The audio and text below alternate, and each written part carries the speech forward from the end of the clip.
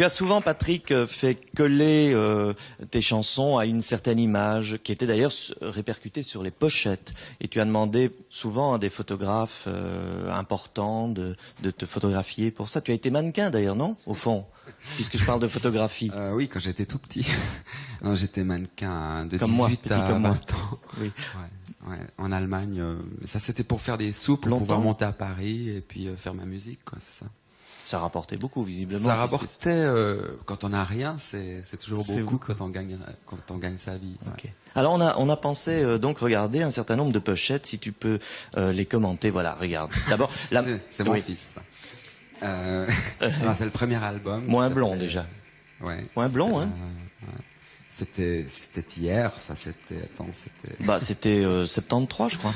72 peut-être. 72. Ouais. 72. Ouais. Ouh là là. 5, je crois. Ça, c'est ma sœur. Non, alors ça s'appelait Unisex, un mot d'explication. Oui, c'était Love. C'était un album qui regroupait beaucoup de chansons, mais ça avait un rapport très précis. Cet album, c'était un maquillage qui était fait par le maquilleur de David Bowie pour l'Olympia, mon premier Olympia, qui était très important pour moi. C'était une soirée magique. 4 heures de maquillage, là, au passage. Et Alice Cooper t'influençait aussi à l'époque, où je me trompe? Ouais, Alice Cooper, Mick Bowie, Jagger. Cooper, Jagger. Ouais. Il y avait un côté dans la bouche un peu Jagger, non? Ah bon? Alors, voilà, c'est l'Olympia. Donc ça, c'est le disque. Ça, c'est mon plus beau souvenir de scène, parce que c'était la première scène et c'était en 73. Et un souvenir mémorable. Chrysalide. Ah, ça me fait des... Oh là là, mais il y en a autant que ça. Chrysalide, c'était un album que j'avais fait en 74 avec un ami extraordinaire, Daniel Balavoine. Et c'est un album qui m'a beaucoup plu, parce que c'était une sorte de petite transition dans ma carrière. Enfin, même une grande transition, et on a fait Forêt Nationale avec ça.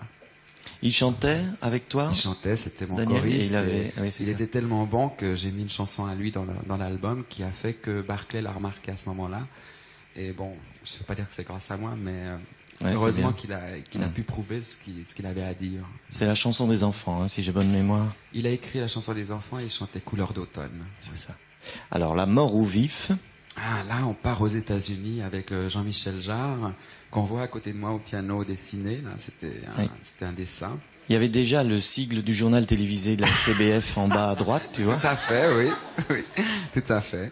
Avec un petit mot là de la direction. De la direction, ne pas oublier l'interview d'un dessinateur. Ça, c'était mon premier disque enregistré à Los Angeles avec des musiciens américains, en français, je le précise, où il y avait Faut pas rêver, enfin des chansons qui ont bien marché. C'était un gros travail.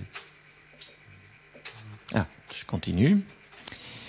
Bah oui, où sont les femmes? Ah oui, alors donc ça c'est le 45 tours, parce que l'album c'est marqué Paris by Night.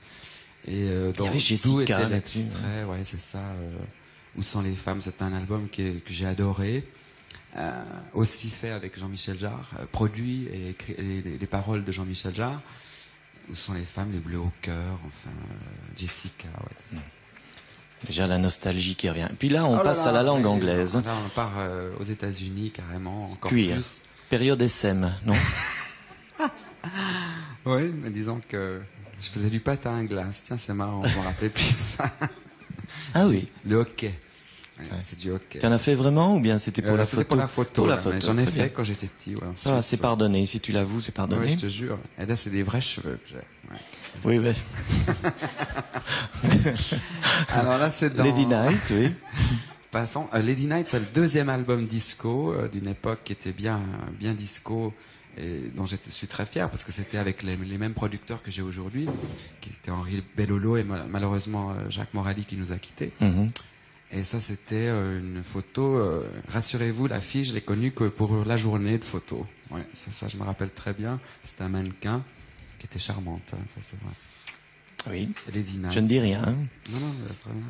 Still Alive. Still Alive, ça veut dire toujours vivant. Oui. Donc c'est un album concept qui a pas tellement accroché, parce qu'il était quand même, c'était toute une histoire que je racontais. Et je suis très fier de l'avoir fait. Il a coûté très cher, il a pas vendu. Mais ça, c'est pas un cadeau qu'on se fait. Mais on s'est fait plaisir et je crois qu'un jour ou l'autre, les vrais fans, enfin les gens qui me connaissent bien, savent que ça raconte un peu la vie après la mort, toutes ces choses-là, c'est intéressant. Alors il y a une musique de film. Ouais, c'est juste ça. Il y a des nymphètes là. C'est David Hamilton qui a fait ce film. Il m'a demandé la musique du film. C'est la première fois que je faisais une musique de film. Très content. Ça, c'était en 79. Ah, là, je commençais à être fatigué. Oui. Là, la chose dont je me rappelle surtout, c'est bien sûr Les Rêves immoraux, collaboration avec Jean-Loup Dabadi, et puis des chansons avec Pierre Grillet, qui travaille beaucoup avec Marc Lavoine. Et là, j'étais très content de faire cette photo parce que c'est un grand photographe qui a fait des clips après, qui s'appelle Jean-Baptiste Mandino. Donc, il a gagné même le meilleur clip aux États-Unis. Là, on était en 82. Non, fais voir. Non, pas du tout. On peut pas revenir en arrière là-dessus sur le truc. Non, c'était une photo qui n'a rien à voir, à mon avis. Avec autant de cheveux. Je ne sais pas. C'est quelqu'un qui avait des cheveux. On va applaudir ses souvenirs. En fait, c'est un prix que tu avais reçu dans une émission de radio qui se passait le dimanche soir. Ça s'appelait 4 à 4 parce qu'on passait 4 heures avec une vedette et c'était très intéressant. On l'a fait plus d'une fois. Et c'est un peu l'ambiance qu'on retrouve ici, mais en TV maintenant. Toujours avec toi, Dieu.